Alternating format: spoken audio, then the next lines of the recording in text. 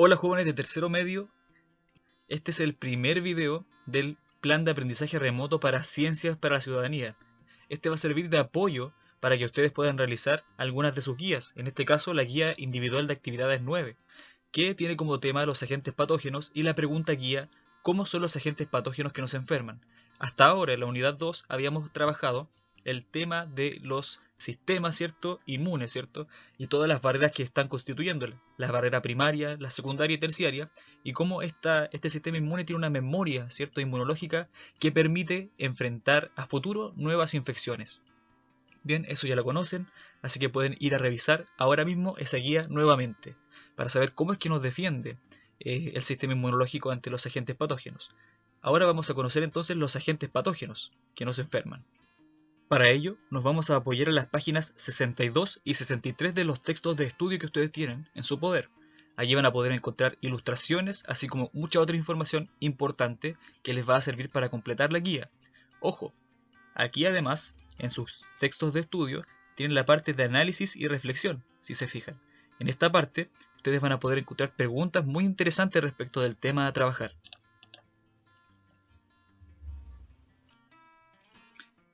Tal como está señalado en sus guías, el objetivo de este video, así como el objetivo de sus guías, será diferenciar los tipos de infecciones que pueden causar enfermedades al ser humano. Y el foco está en desarrollar cultura de autocuidado, ¿cierto? Siempre que hacemos este tipo de trabajos tenemos una finalidad, un objetivo último, y ese objetivo será desarrollar la cultura de autocuidado. Presten mucha atención a que la guía que estén resolviendo ahora es esta, la que están ustedes observando. Bien, entonces comencemos con el conocimiento a trabajar. Para empezar vamos a hacer un breve preámbulo, y este preámbulo es el modelo SIR, S-I-R, que es utilizado en inmunología para describir cómo cambia la cantidad de personas susceptibles, infectadas y recuperadas al momento en que hay una infección, por ejemplo, el COVID-19. Bien, les explico, el modelo SIR consta de tres partes.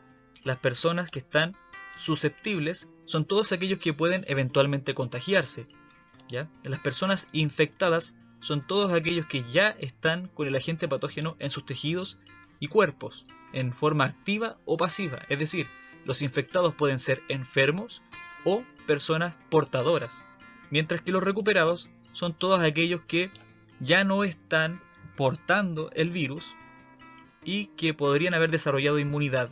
Ok, pero fíjense con atención.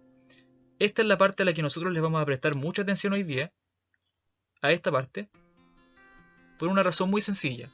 Lo que ocurre es que no todas las enfermedades siguen el mismo patrón, ¿cierto? No siguen esta misma flechita, dado que distintos patógenos pueden infectarse de distintas formas y también en distinta tasa.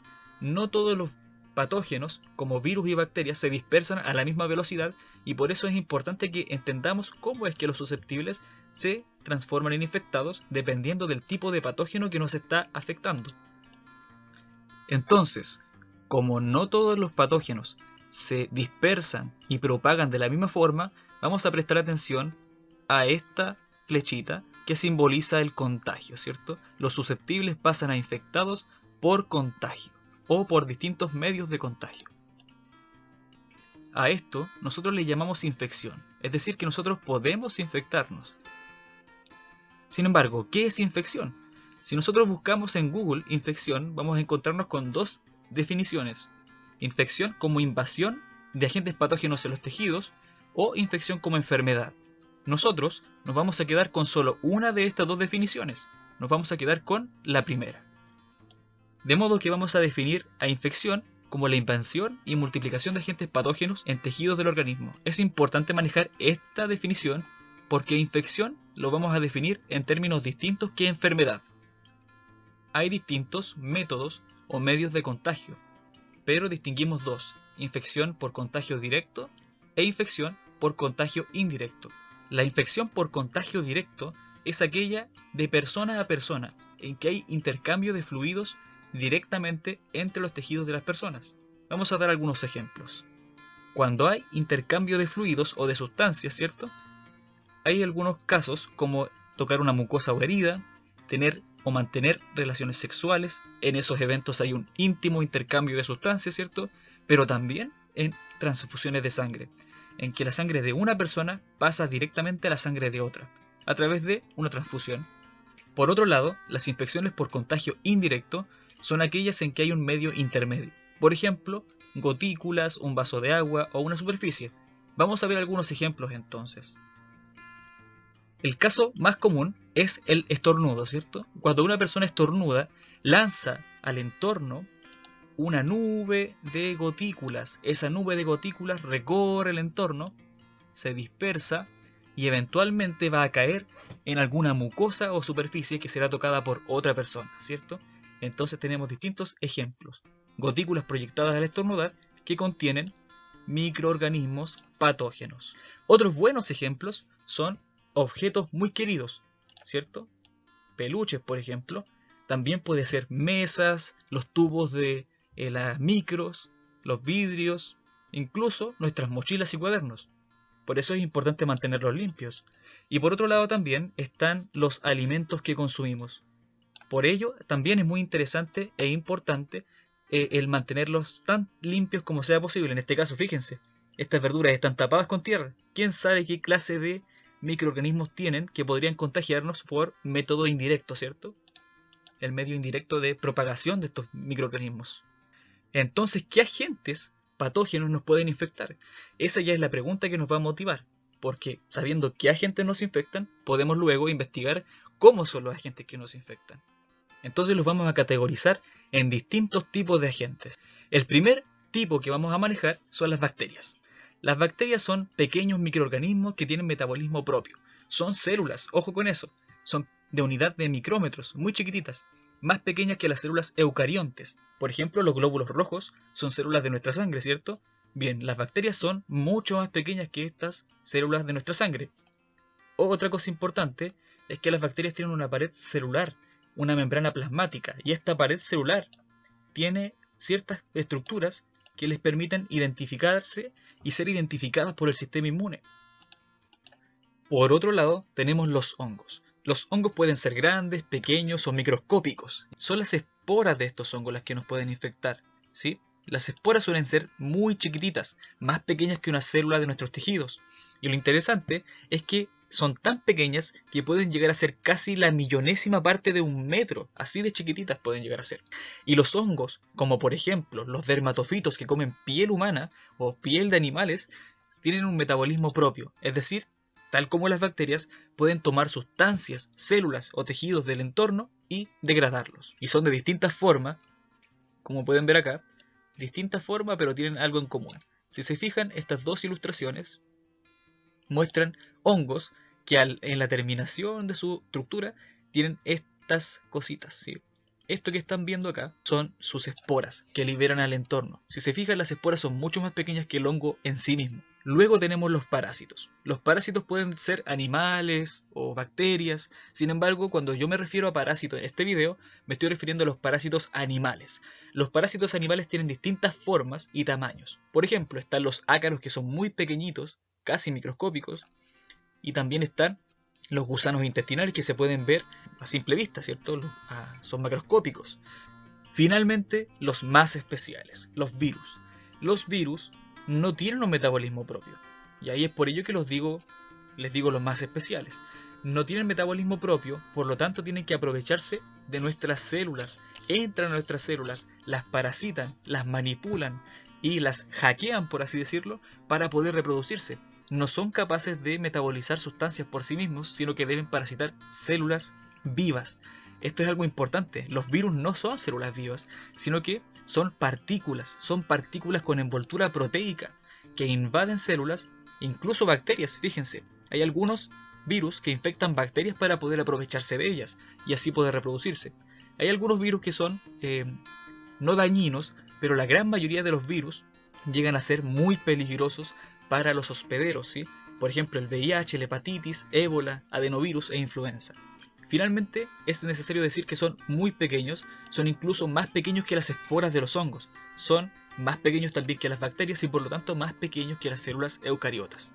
En la siguiente ilustración, ustedes pueden observar cómo se comparan los tamaños de estos organismos. Por un lado, tenemos una célula sanguínea. Este es un eritrocito, un glóbulo rojo. En comparación tenemos la Escherichia coli. La Escherichia coli, por otro lado, es una bacteria, ¿se fijan? Y esta bacteria es más pequeña que el eritrocito. Por otro lado, también tenemos la clamidia. Acá dice clamidia bacteria, pero la clamidiasis es causada por un hongo. Y esta es una espora de clamidia. Luego, también tenemos algunos virus. Acá, por ejemplo, el bacteriófago. ¿Se fijan que son incluso más pequeños que las bacterias? Y por allá arriba tenemos un conocido, el ébola. El ébola causó estragos hace un tiempo en África y también dio mucho susto en Europa.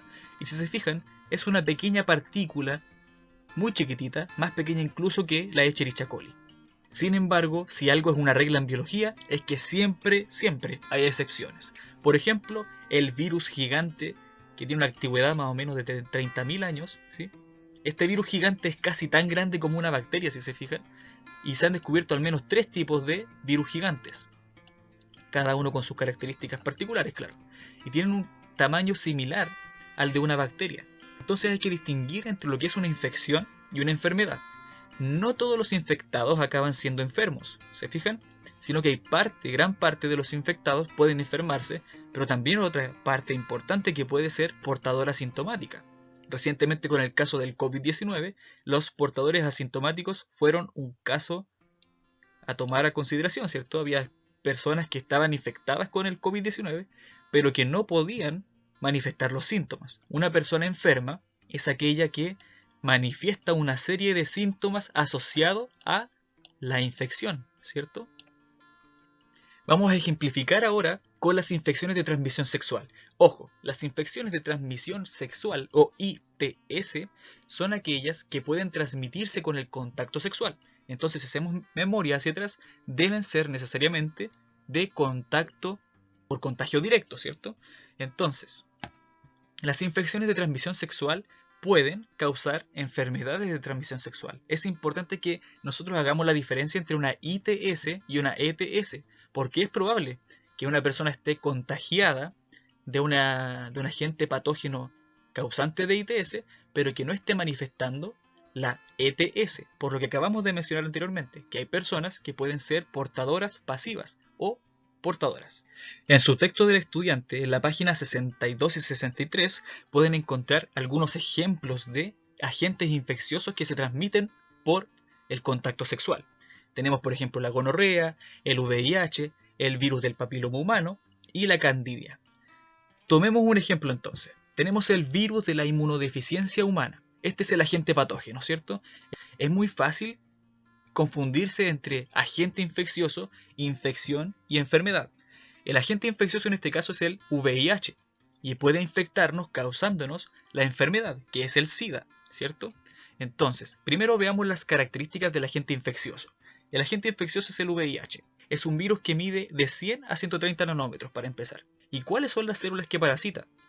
Son células de nuestro sistema inmune. Ojo, es decir, que puede atacar a nuestro mayor defensor y ataca a los linfocitos CD4, que son un tipo de linfocitos o células blancas, ¿cierto?, especiales.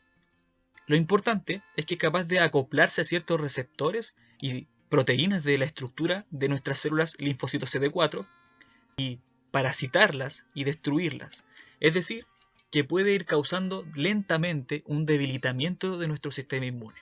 Entonces, este debilitamiento de nuestro sistema inmune tiene un nombre, que es la enfermedad que es causada por el VIH. La enfermedad es el SIDA, ¿sí? Es importante distinguir. El SIDA es el síndrome de inmunodeficiencia adquirida, que es un debilitamiento del sistema inmune por la acción del virus que está matando nuestros linfocitos CD4, ¿cierto? Ok, entonces en nuestro entorno hay un montón de organismos y partículas que nos pueden infectar, pero también hay muchas otras que no nos pueden infectar. Esto quiere decir que vamos a estar todo el tiempo asustados, paranoicos y tapados en plástico para evitar entrar en contacto. No, por supuesto que no. Tenemos que tomar medidas de prevención, pero nosotros sabemos que tenemos un sistema inmune que nos está protegiendo. Entonces, para el caso en que nuestro sistema inmune no se la pueda, como con el COVID-19 o con el VIH, tenemos algunas medidas de protección. Tomemos el ejemplo de las medidas de protección ante el VIH. Lo interesante es que nos ofrecen algunas. varias de hecho, para antes del contacto, para durante el contacto con una persona infectada y para después de ello. Si recordamos el modelo SIR, teníamos que prestar atención a esta flechita, ¿cierto? Veamos, el VIH es una enfermedad de transmisión sexual, ¿cierto? Se transmite a través del contacto sexual. Entonces, todas las medidas de protección deberían estar orientadas a evaluar si es o no seguro el contacto sexual, ¿cierto? Veamos entonces. Una importante forma de mantenernos lejos del virus sería hacernos la prueba, ¿cierto? Siempre estar al tanto de cómo estamos de salud y cómo están los demás, ¿cierto? Cómo están las personas con las que estamos entrando en contacto íntimo. Ojo, el VIH no se contagia por mosquitos, ni por picaduras, ni por besos, ¿ya? Se transmite solamente por estas mucosas sexuales. Y por ello es importante tomar las siguientes medidas, antes, durante y después. Para comenzar, profilaxis preexposición, es decir, sanitizar nuestras superficies. Eso es importante, es una de las medidas. Durante el contacto está el uso de preservativos, que impide el contacto entre las superficies de nuestros cuerpos y las mucosas que están rodeando estos tejidos, de modo que no hay intercambio de sustancias. Y finalmente, la profilaxis post-exposición, es decir, limpiar las zonas que hayan entrado o hayan podido entrar en contacto durante el acto sexual. Es por ello que es importante entonces manejar estas medidas antes, durante y después para impedir que ocurra el contagio directo. Con todo esto, ya podemos saber algunas cosas respecto de los agentes patógenos que nos enferman y cómo lidiar con ellos, por supuesto. Cómo apoyar a nuestro sistema inmune. Entonces, veamos. Aquí tenemos algunas cosas que nosotros ya conocimos de los agentes patógenos que nos pueden enfermar. Para empezar, son de distintos tamaños, algunos microscópicos, otros macroscópicos. Son de distinto tipo, pueden ser virus, bacterias, hongos y algunos animales parásitos también. Pueden transferirse por sustancias o permanecer incluso esperando en superficies para que llegue el momento de contagiar y parasitar, ¿cierto? Y finalmente pueden causar enfermedades al infectar individuos. Ojo, pueden, no todos pueden manifestar los síntomas. Algunas personas pueden estar infectadas pero ser asintomáticas. Y finalmente, algo importante, pueden dispersarse por distintos medios. Ok, jóvenes. Dicho esto, finalizamos el video, espero que no haya sido muy largo y que les haya sido útil. Con esto podrían tener suficiente apoyo para resolver sus guías y para resolver futuras guías incluso. Atentos al siguiente video a subir la próxima semana.